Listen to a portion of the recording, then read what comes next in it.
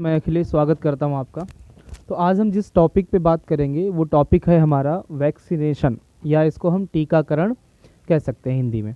अब देखिए, ये टॉपिक मैंने क्यों उठाया है, उसके पीछे बहुत बड़ी वजह है वर्तमान का जो सिचुएशन है पूरे विश्व का वो। ठीक है, इससे क्वेश्चन भी आपके पुट हो सकते हैं एग्ज़ाम में, और साथ ही साथ आपको जो है आपका नॉलेज भी बढ़ सकता है। वैक्सीनेशन या टीकाकरण इसलिए उठाया गया है क्योंकि इस समय आप देख रहे हैं कोरोना जो वायरस है उसकी वैक्सीन बनाने के लिए दुनिया के लाखों वैज्ञानिक जो है 24/7 काम कर रहे हैं। इसके बावजूद जो है अभी तक हमको सफलता नहीं मिली है, हम कोरोना के खिलाफ वैक्सीन का जो है वो वैक्सीन को डेवलप नहीं कर पाए। लेकिन उम्मीद करता हूँ, ऊपर वाले पे भरोसा है कि जल्द ही कोरोना के खिलाफ जो है वैक्सीन डेवलप हो जाएगी। अब हमको आज यही समझना है कि जो ये वैक्सीन होती हैं ये किस प्रकार से बनती हैं या किस प्रकार से जो है ये हमारे बॉडी में काम करती हैं। ठीक है, चलिए शुरू करते हैं। टीकाकरण मैंने टॉपिक डाल दिया है और मैं आपको बताता हूँ टीकाकरण में होता क्या है। पहले एक परिभाषा मैंने लिखी हुई है यहाँ पर, फिर उसको मैं आपको आसान भाषा में समझाता हूँ। देखिए, मैंने लिखा हुआ है कि टीकाकरण में, इसमें का मतलब यहाँ पर टीकाकरण है, इसमें किसी रोग को निष्क्रिय कर, कि इसमें किसी रोग जनक को निष्क्रिय कर उसे या उसके किसी भाग को शरीर में प्रवेश करवाया जाता है। अब सिंपल सा आप समझ लीजिएगा ऊपर वाले पॉइंट को। जैसे कोरोना वायरस है जिसको कोविड-19 नाम दिया गया है। अब कोविड-19 जो वायरस है वो क्या है? एक रोग जनक है। रोग जनक इसको बोल सकते हैं। हम क्या करते हैं कि कोविड-19 जो हमारा रोग जनक है इसको हम निष्क्रिय कर देते हैं। निष्क्रिय हो गया है, इसका मतलब अब जो है अगर आपके शरीर में जाएगा तो फिर ये अपना प्रभाव नहीं डाल पाएगा। इसको हमने सबसे पहले निष्क्रिय किया और फिर हमारी बॉडी में क्या किया, इसको पहुंचा दिया। अब जब ये हमारी बॉडी में जाएगा तो क्या करेगा? जब ये हमारी बॉडी में जाएगा तो इससे लड़ने के लिए हमारी बॉडी में तमाम सारे एंटीबॉडीज़ या फिर प्रतिरक्षी या फिर हम कहें इम्यूनिटी का क्या हो जाएगा, निर्माण हो जाएगा। तो वैक्सीनेशन में मुख्यतः क्या किया जाता है? किसी रोग जनक को निष्क्रिय कर या रोग जनक को निष्क्रिय कर उसके किसी पार्ट को हमारे शरीर में पहुंचाया जाता है, और उसके बाद क्या होता है, उस रोग जनक के खिलाफ हमारे शरीर में इम्यूनिटी का निर्माण हो जाता है, यानी प्रतिरक्षी का निर्माण हो जाता है। उस रोग जनक का मतलब है जो रोग जनक हमारे अंदर गया है वो अभी हम पर प्रभाव नहीं डाल पाएगा, क्योंकि हमने उसको किस रूप में डाला है? निष्क्रिय करके उसको डाला है। सिंपल सा है, आपको समझ में आ गया होगा कि वैक्सीनेशन में क्या होता है। जैसे मैं आपको और बताऊं, पोलियो की अगर बात करें, पोलियो का जो वायरस है, पोलियो पहले वायरस अगर सक्रिय हमारे अंदर जाएगा तो क्या करेगा? हमको इफेक्ट करेगा। अगर हम पोलियो के वायरस को निष्क्रिय कर दें, उसके बाद उसको हमारे शरीर में प्रवेश करवाएं, ठीक है, हमारे शरीर में प्रवेश करवाएं, तो क्या होगा? जब वो वायरस गया है तो उसके खिलाफ हमारे शरीर में इम्यूनिटी डेवलप हो जाएगी। ठीक है, और हालांकि वो वायरस निष्क्रिय रूप में गया था तो फिर हमको नुकसान भी कोई नहीं हुआ, लेकिन उसके खिलाफ हमारे शरीर में इम्यूनिटी डेवलप हो गई। दोबारा कभी अगर गलती से सक्रिय वायरस, पोलियो वायरस हमारे शरीर में जाएगा तो पहले से ही हमारे शरीर में क्या होगी? इम्यूनिटी होगी, और उसको निकालकर बाहर, उस वायरस को निकालकर बाहर फेंक देगी। ऐसा कोरोना के साथ भी होगा। अगर कोरोना की वैक्सीन बनती है तो फिर किस प्रकार से बनेगी? कोरोना वायरस यानी कोविड-19 को क्या किया जाएगा? पहले निष्क्रिय किया जाएगा, और निष्क्रिय करके उसको हमारे शरीर में इंजेक्ट कर दिया जाएगा, डाल दिया जाएगा। अब जब वो हमारे शरीर में जाएगा तो हमारे शरीर में उसके खिलाफ या उससे लड़ने के लिए इम्यूनिटी डेवलप हो जाएगी। ठीक है, अब वो इम्यूनिटी हमारे अंदर पड़ी हुई है। जब कभी भी सक्रिय कोविड-19 अगर हमारे अंदर जाएगा तो वो इम्यूनिटी उससे लड़ेगी और उसको बाहर निकालकर फेंक देगी। इसी को हम लोग क्या बोलते हैं? टीकाकरण। इसको थोड़ा सा और आप समझिए कुछ इस प्रकार से। देखिए, जब निष्क्रिय रोग जनक हमारे शरीर में प्रवेश करवाया जाता है वो करता क्या है? अब देखिए, निष्क्रिय रोग जनक मान लेते हैं, मैंने ले लिया यहाँ पर निष्क्रिय रोग जनक। अब ये हमारे बॉडी में प्रवेश करवाया गया, बॉडी में पहुंचा। ठीक है, बॉडी में जब ये पहुंचेगा तो क्या होती है कि हमारी जो बॉडी है, हमारी बॉडी ये क्या करती है? स्मृति कोशिकाओं,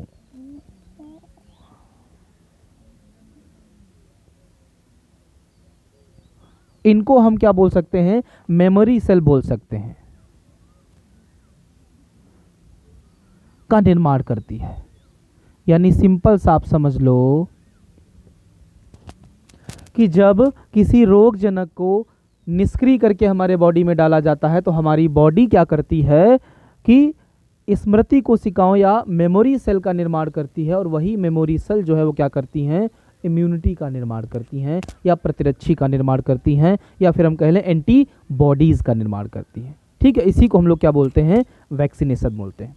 जैसे आपको टीबी का टीका लगा होगा, ठीक है, टीबी का आपको टीका लगा होगा जिसको हम बीसीजी बोलते हैं। अब बीसीजी जो आपको लगाया गया इंजेक्शन, इंजेक्शन में क्या होगा, उस इंजेक्शन में जो है वो टीबी का जो जीवाणु है उसको निष्क्रिय करके आपके अंदर डाला गया है।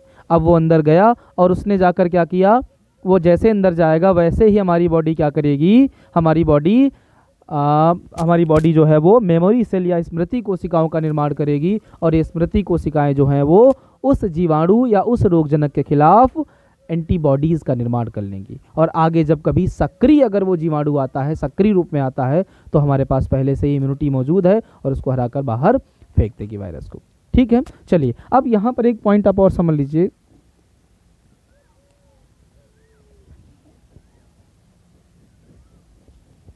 एक पॉइंट आप समझ लीजिए कि सबसे पहले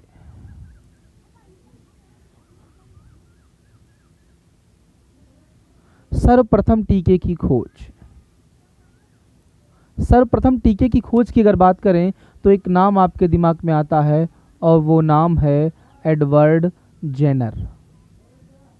ये नाम आपके दिमाग में आता है। एडवर्ड जेनर ने जो है वो काऊ पॉक्स जो होता था, इसको हम खसरा भी बोल सकते हैं, इसके लिए जो है क्या किया था, टीके या वैक्सीन का निर्माण किया था। पहली बार वैक्सीन का निर्माण जो है इनके द्वारा किया गया। इसीलिए इस आदमी को, ध्यान रखिए, इस आदमी को फादर ऑफ इम्यूनोलॉजी और इसी आदमी को फादर ऑफ वैक्सीनेशन भी कहा जाता है। यानी एडवर्ड जेनर जो हैं टीके की खोज करने वाले सबसे पहले व्यक्ति थे, इसीलिए इनको जो है फादर ऑफ इम्यूनोलॉजी और फादर ऑफ वैक्सीनेशन कहा जाता है। अब देखिए, इनके बारे में एक पॉइंट मैं आपको बताऊं कि जब इन्होंने टीके की खोज की और इन्होंने कहा कि मैं बच्चों को जो है खसरे से बचा सकता हूं, उसके लिए क्या करना है कि जो काऊ है उसका क्या करना है, उसके शरीर में जो फफोले पड़ जाते हैं उसका लिक्विड लेकर जो है बच्चे में डालना है, और उसके बाद क्या होगा कि बच्चे के अंदर जो है इम्यूनिटी डेवलप हो जाएगी। उस दौरान तमाम सारी चीज़ें थी, धर्म था, संस्कृति थी, छुआछूत था, तमाम सारी चीज़ें थी, तो ऐसे में इनको बड़ी सारी चीज़ों का विरोध जो है सहना पड़ा था, और बहुत ही कठिनाइयों के बाद, बहुत सारा विरोध जो है वो झेलते हुए बाद में इन्होंने टीके को डेवलप किया था। तब से लगातार जो है वैक्सीनों पर काम चल रहा है और इस समय तक चलता आ रहा है, जैसा कि अभी हम कोविड-19 का वैक्सीन ढूंढ रहे हैं। ठीक है, चलिए अब मैं आपको बता दूं कि जो वैक्सीन होती हैं वो किस प्रकार से होती हैं, मतलब कैसे वो इंजेक्ट की जाती हैं, या फिर वो कितने टाइप की होती हैं। तो वैक्सीन टाइप की अगर हम बात करें, या हम कहें वैक्सीनेशन टाइप,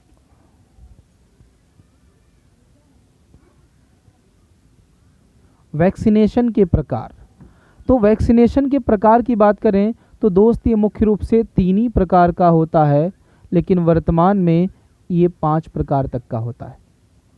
वैक्सीनेशन की बात करें तो मुख्य रूप से 3 प्रकार, पहले 3 प्रकार जान लेते हैं, फिर 2 और प्रकार हैं उनके बारे में भी हम बात करेंगे। 3 प्रकार में सबसे पहले जो आता है उसको हम बोलते हैं जीवित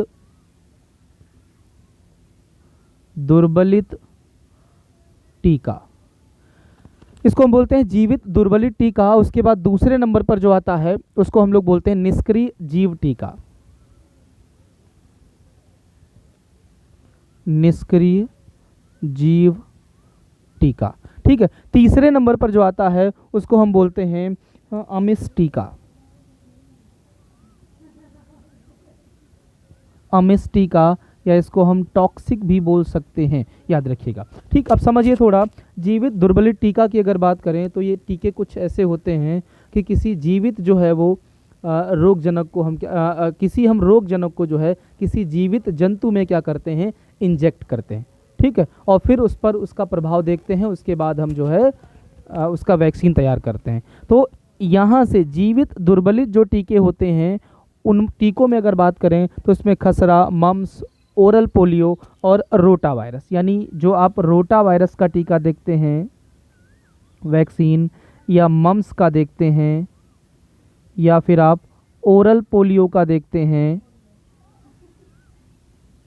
ये जितने भी आप वैक्सीन देख रहे हैं ये सारे वैक्सीन जो हैं वो किस प्रकार के हैं, जीवित दुर्बलित टीके हैं। ठीक है, अगर हम निष्क्रिय जीव टीका की बात करें तो इसमें आप समझ ही रहे होंगे क्या किया जाता है कि रोगजनक को निष्क्रिय करके जो है वो जीवों में इंजेक्ट किया जाता है। इसके तहत जो तमाम सारे टीके तैयार हुए हैं उनमें टाइफाइड, हैजा, रेबीज,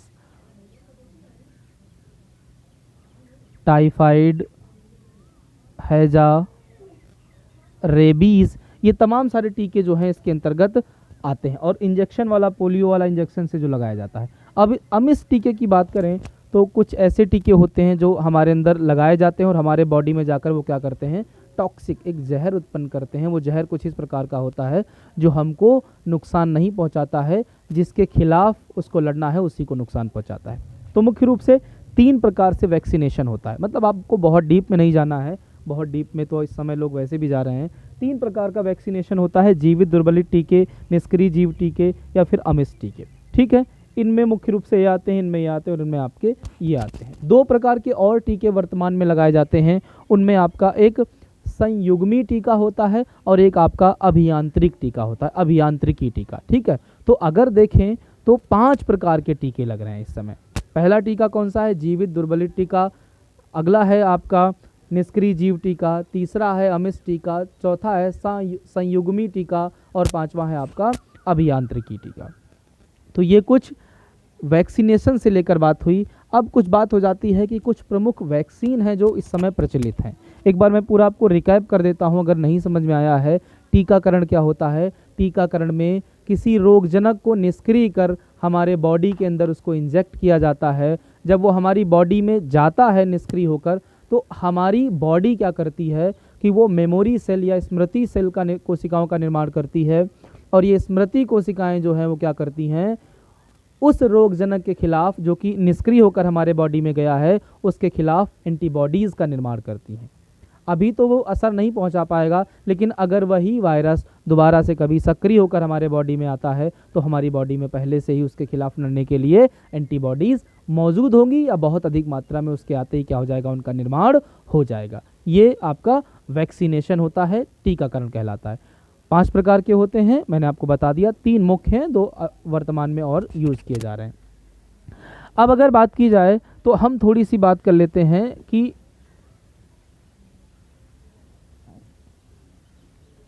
ध्यान दीजिएगा। अब अगर हम बात करें तो कुछ प्रमुख टीके की बात कर लें कि कुछ प्रमुख टीके हैं जो इस समय चलन में हैं। अगर नंबर 1 पर हम बात करें तो एक टीका है जिसको हम बोलते हैं BCG, BCG टीका। ठीक है, BCG की बात करें तो उसको बेसिल कालमेट ग्यूरिन कहा जाता है। इसको हम बोलते हैं बेसिल कालमेट ग्यूरिन, बेसिल गालमेट क्यूरिन इसको कहा जाता है। और आप सब लोग जानते हैं किसके खिलाफ ये काम करता है, ये काम करता है टीबी या तपेदिक या फिर ट्यूबरकुलोसिस के खिलाफ काम करता है। ठीक है, और ये टीका जो है याद रखिएगा, ये टीका जन्म से लेकर 1 वर्ष के अंदर तक क्या हो जाना चाहिए, लग जाना चाहिए। ठीक है, हो सके जन्म के जितनी जल्दी बाद हो सके इसको लगवा देना चाहिए। अब दूसरा जो टीका है सेकंड वाला, वो है आपका OPV। ठीक है, इसको हम लोग क्या बोलते हैं, ओरल पोलियो वैक्सीन। यानी अगला जो टीका हम पढ़ रहे हैं वो क्या है आपका, ओरल पोलियो वैक्सीन। इसकी बात करें तो ये बच्चों को पोलियो मेलाइटिस से बचाता है। ठीक है, यानी किसके खिलाफ है ये,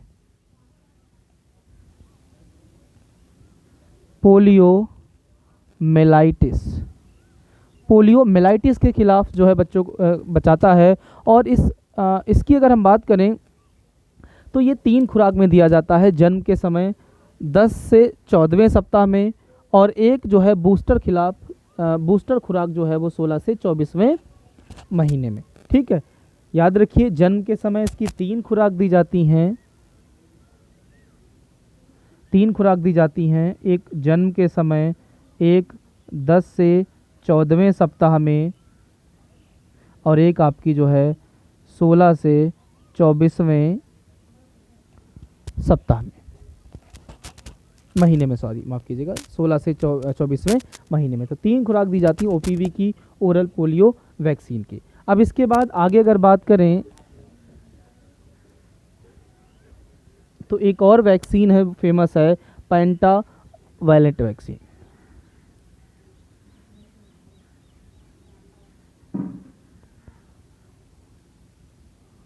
इस वैक्सीन की अगर हम बात करें दोस्त, तो ये वैक्सीन जो है वो 5 रोगों के लिए दी जाती है, ठीक है, 5 रोगों के खिलाफ,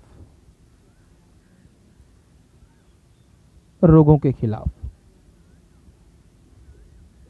5 रोगों के खिलाफ। और वो 5 रोग कौन है, मैं यहाँ पर लिख रहा हूँ। एक आपको मिल जाएगा डिप्थीरिया, डिप्थीरिया, दूसरा रोग मिल जाएगा टेटनस, एक और मिल जाएगा काली खांसी,